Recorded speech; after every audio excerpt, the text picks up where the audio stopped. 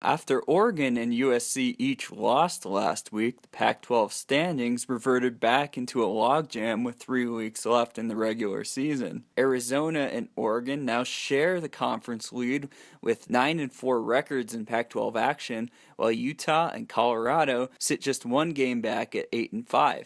USC and California also remain within a game in the loss column and just 1.5 games behind the leaders altogether. Though it's not a topic Utah head coach Larry Krystkowiak said he's usually talking about, he said the conference standings were brought up last week prior to the team's matchup with Washington on Wednesday. The only time I've brought it up really in a number of years was in the locker room prior to the Washington game. And, it was bunched up a week ago and still bunched up.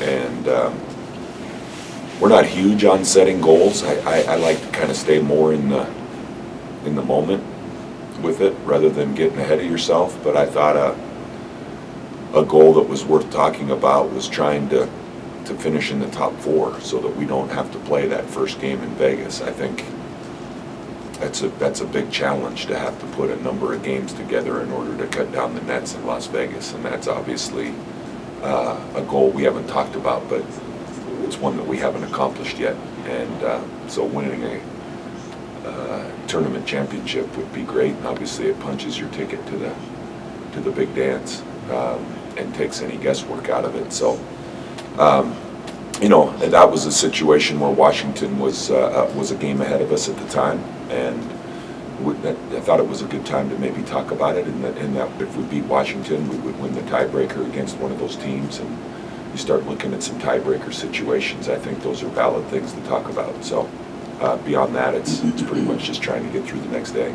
The top 4 teams in the conference, of course, receive a bye in the opening round of the Pac-12 tournament and play one last game. The Pac-12 schedule in the final 3 weeks will play a major factor in deciding the pecking order of the tournament seedings, which the Pac-12 tournament begins March 9th in Las Vegas. For example, Utah still has USC, Arizona, and Colorado left on its schedule. In addition, the current top 6 teams have at least one game against each other in the final week. California travels to Arizona on March 3rd, while Oregon travels to USC and Colorado travels to Utah on March 5th. Well, I personally, I do pay attention to it a little bit.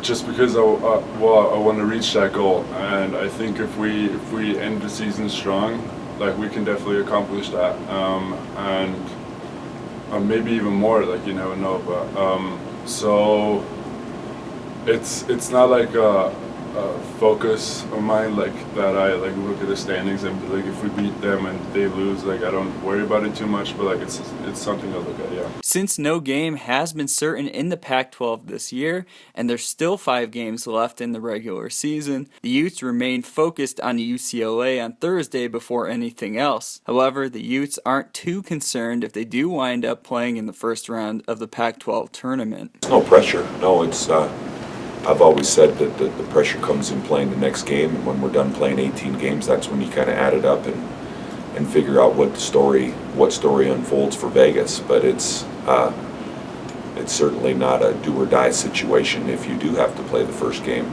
in Las Vegas. The first year we were in the Pac-12, Colorado did, and they ended up winning the championship. So it's not anything that can't be done.